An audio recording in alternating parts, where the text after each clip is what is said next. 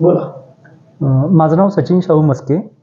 अनुसूचित जाती सोलापूर 42 लोकसभा या मतदारसंघामधून मी उभा आहे.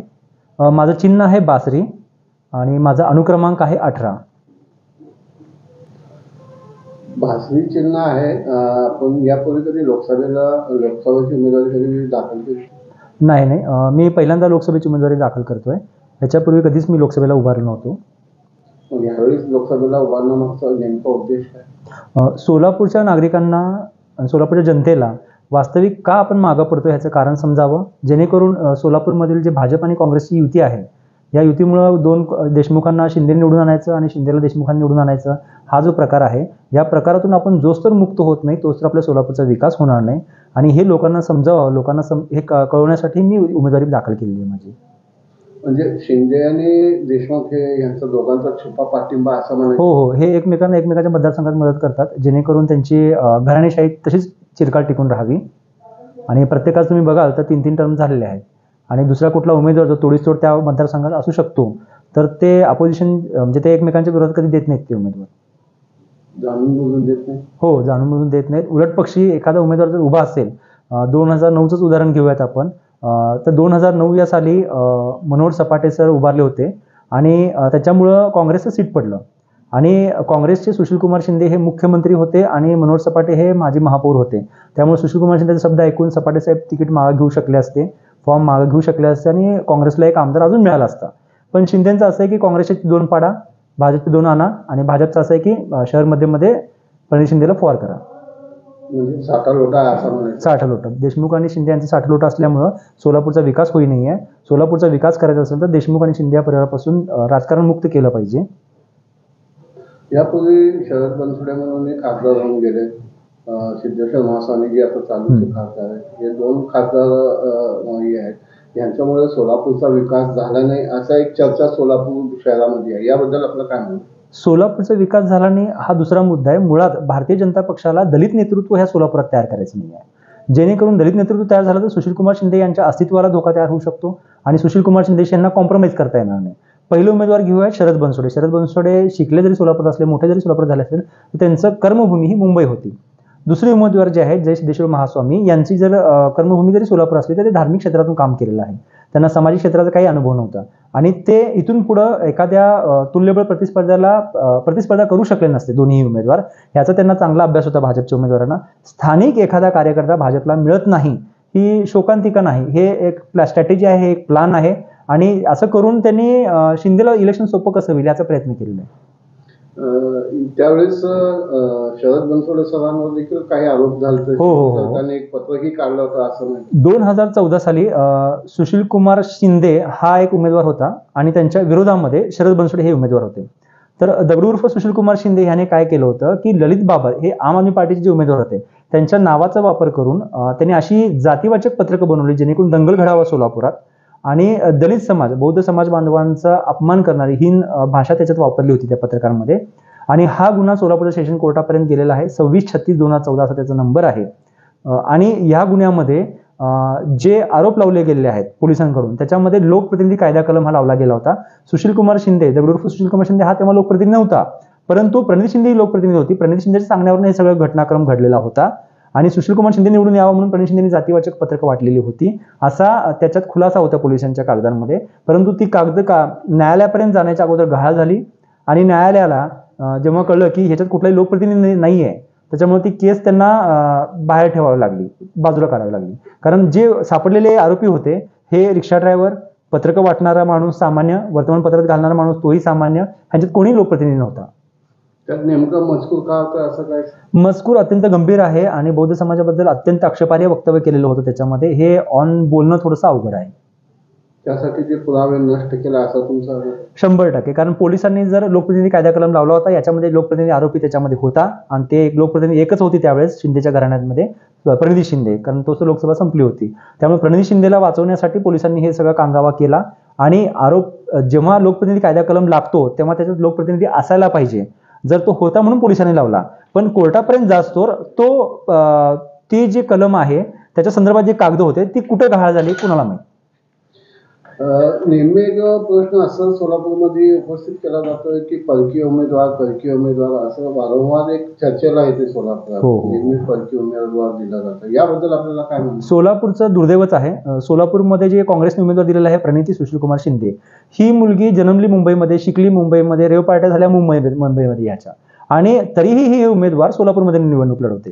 हिला सोलापुरामध्ये स्वतःच्या मतदारसंघामध्ये ही दौऱ्यावर येते. जर तुम्ही त्यांच्या घराच्या समोर गेला तर त्यांच्यावरती बोर्ड लावलं असतं की आमदार प्रणिती शिंदे यांचा सोलापूर दौरा. का? कारण ही वास्तवच मुंबईमध्ये आहे. आता शरद बनसोडे वास्तवच मुंबईमध्ये आहेत. आताचे उमेदवार हे पण बाहेरचे आहेत भाजपचे. कारण काय व्हायला लागलंय, सोलापूरचा विकास बाहेरचे लोक करू शकत नाहीत. कारण सोलापूर सारखं ते 5 दिवसाआड पाणी वगैरे हे समस्या त्यांना माहीतच नाही आहेत. हे कार एसी कारमधनं येतात, मुंबईमधनं येताना सुद्धा विमानाने येतात, रेल्वेने मोठ्या डब्यात बसून येतात, आणि इथं आलं की एसी कारमध्ये असतात. ह्यांना स्थानिक पातळीवरची रस्ते, वाहतूक, पाणी, वीज, उद्योग नसणं, बेरोजगारी ह्या समस्यांची काही देणं घेणं नाही आहे. त्याच्यामुळे स्थानिक उमेदवार नसल्यामुळे खूप मोठं नुकसान होतं. आत्ताच आपण एक रेव पार्टीवर संदर्भात काय वाक्य हे केलं, त्याबद्दल काय म्हणणं? म्हणजे 2013 साली प्रणिती सुशीलकुमार शिंदे ही एका मोठ्या रेव पार्टीमध्ये सहभागी होती. आणि रेव पार्टी म्हणजे त्याच्यामध्ये अंमली पदार्थांचं सेवन करणं, आणि अशा अंमली पदार्थांचं सेवन केल्यानंतर एखाद्या महिलेची अवस्था कशी असते तुम्हाला माहिती आहे. आणि अशा महिला उमेदवार या सोलापुरात येऊ नयेत, असू नयेत असं मला वाटतं. आणि 2013 साली प्रणिती शिंदे स्वतः रेव पार्टीमध्ये होत्या, आणि तसा त्यांच्यावर गुन्हा दाखल आहे. विजापूर नाका पोलीस स्टेशनमध्ये M3 हा गुन्हा त्यांच्यावर दाखल आहे, आणि त्याच्यावरती कारवाई कोर्टामध्ये चालू आहे. सोलापूरच्या मतदारांना आपण एक अपक्ष उमेदवार आहे, शेवटी सोलापूरच्या मतदारांना काय आवाहन करा? माझं सोलापूरच्या मतदारांना एवढंच आव्हान आहे, सोलापूरकरांनो, आपण जे 40-50 वर्ष भोगतो आहोत याचं कारण कुठेतरी आपणच आहोत. आपण जे मतदान करतो ते मतदान घराणेशाहीला करतो. भले ते देशमुखांची घराणेशाही असू दे किंवा शिंदेची घराणेशाही असू दे, ती भाजपची घराणेशाही असू दे किंवा मग काँग्रेसची घराणेशाही असू दे, यातून कुठेतरी बाहेर पडलं पाहिजे. का? जेव्हा 2 मोठे नेते, एक चाणक्य नीतीमध्ये सांगितलेलं आहे, जेव्हा विरोधी पक्ष एकत्र येतात तेव्हा सगळ्यात जास्त नुकसान हे जनतेच होतं, आणि ते सोलापूरचं व्हायला लागलंय. माझं प्रामाणिक जनतेसमोर मत आहे की बाबा तुम्ही असा उमेदवार निवडा की जो सोलापुरात राहतोय, तुमच्या सुखदुःखामध्ये तुमच्यासोबत सहभागी आहे, तो सोलापूरच्या विकासासाठी पूर्णपणे काम करेल. आताचे जे उमेदवार आहेत ते भाजपवाले काँग्रेसला मदत करतात, काँग्रेसला भाजपला मदत करतात.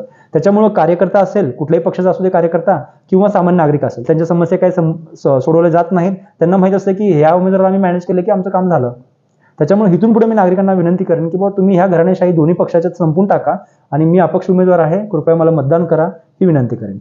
तुम्ही मागे सांगितलं आता की 2013ला रेव पार्टीमध्ये आमदार प्रणिती शिंदे सामील होते. हो हो हो. त्यांच्यावर गुन्हा दाखल आहे म्हणता तुम्ही विजापूर नाका. हो हो. कुठल्या विजापूर नाका पोलीस स्टेशनला? अच्छा, हा गुन्हा मुंबईत रेव पार्टी झाल्याने सोलापूरात कसा काय दाखल झाला हा प्रश्न आहे. अच्छा, मुळात काय झालंय, रेव पार्टीमध्ये सहभागी असल्यामुळे स्थानिक पत्रकारांनी पोलीस चौकीत धाव घेतली होती बांद्रा पोलीस स्टेशनला, आणि त्याचा उल्लेख पण आहे, आणि ते मिड डे वर्तमानपत्रामध्ये 2013 मध्ये त्याचा उल्लेख आहे. आणि जेव्हा त्यांनी धाव घेतली तर पोलिसांनी तिच्यावर कारवाई केली नाही, आणि पण ती बातमी प्रकाशित झाली, आणि ही बातमी मी माझ्या फेसबुकवर घेतली होती. मग प्रणिती शिंदेना असं वाटलं की तिचं मुंबईमध्ये जे काही तिचं कॅरेक्टर आहे ते सोलापूरच्या लोकांना कळेल. ह्या भीतीने त्यांनी काय केलं की या भीतीपोटी त्यांनी माझ्यावरती खून करण्याचा प्रयत्न केला. माझ्यावर 2 वेळा सशस्त्र हल्ला केला, त्याच्यात एक वेळ मी व्हेंटिलेटरवर होतो.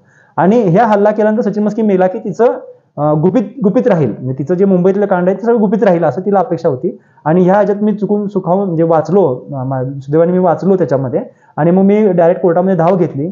कोर्टामध्ये धाव घेतल्यानंतर कोर्टाला सगळे पुरावे दिले, जेणेकरून ते जे रेकॉर्ड्स होते ते सर्व रेकॉर्ड्स दिले, आणि त्या वेळेस जिथं मी होतो त्याच्यातलं लाईव्ह रेकॉर्ड्स दिले. प्रणिती शिंदे यांनी फोनवरून धमकी देण्याचा प्रयत्न केला, ते फोन सुद्धा त्यांना कोर्टाला दाखवले. आणि हे सगळे पुरावे गोळा केल्यानंतर CDR रिपोर्ट पोलिसांनी मिळवला, आणि त्याच्या आधारे प्रणिती शिंदेवरती सोलापूरमध्ये, कारण माझ्यावर जो हल्ला झाला तो सोलापूरमध्ये झाला, रेव पार्टी मुंबईत झाली, पण त्या रेव पार्टीच्या अनुषंगाने प्रणिती शिंदे माझ्यावर सोलापूर हल्ला केला, म्हणून प्रणिती शिंदेवरती विजापूर नाका पोलीस स्टेशन या हद्दीमध्ये गुन्हा दाखल आहे.